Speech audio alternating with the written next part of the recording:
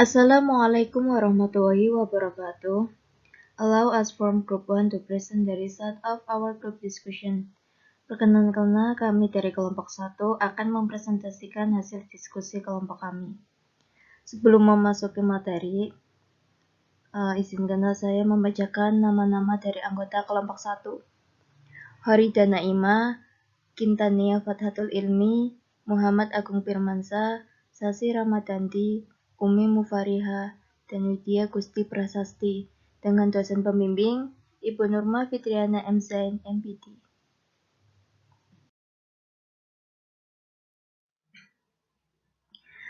Kami dari program studi Hukum Ekonomi Syariah kelas C Bahasa Inggris, Institut Agama Islam Negeri Pekalongan, tahun angkatan 2020-2021.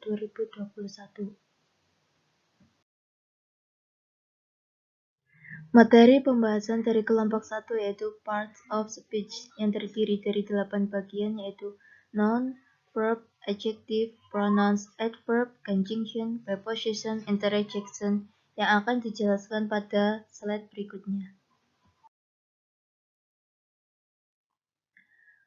Parts of speech adalah bagian-bagian yang digunakan untuk membentuk suatu kalimat dalam bahasa Inggris. Example, my friends came to Jakarta yesterday. My sebagai pronoun, friends sebagai noun, come sebagai verb, to sebagai preposition, Jakarta sebagai noun, dan adverb, dan yesterday sebagai adverb.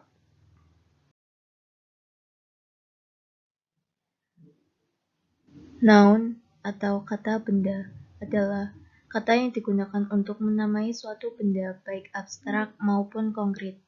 Abstrak, example, happiness, love, art, dan lain sebagainya. Konkret, example, table, book, chair, dan lain sebagainya. Contoh dalam kalimat, I buy a coffee. She is beautiful girl. They have much money today. Verb atau kata kerja adalah kata yang menyatakan suatu aktivitas atau kondisi dalam kalimat.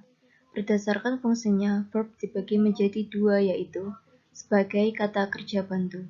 Example, be, have, do, will, can, dan lain sebagainya. Dan sebagai kata kerja utama. Example, study, speak, love, dan lain sebagainya. Contoh dalam kalimat, they are studying English. He can play football. You and Mohsin speak English well.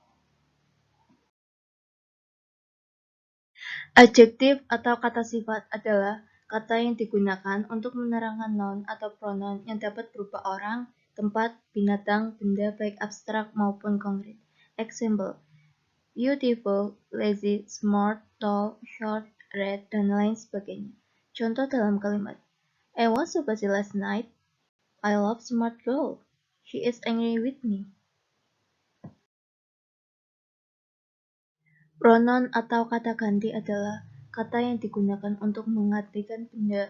Example, I, you, we, they, them, me, us, your, they, our, my, dan lain sebagainya.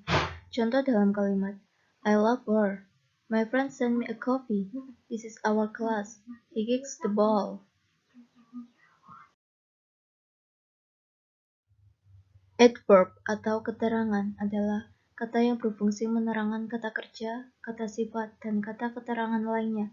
Example, always, often, very, well, today, dan lain sebagainya. Contoh dalam kalimat, they often wear felt shoes. The room was good enough. I completely agree with you.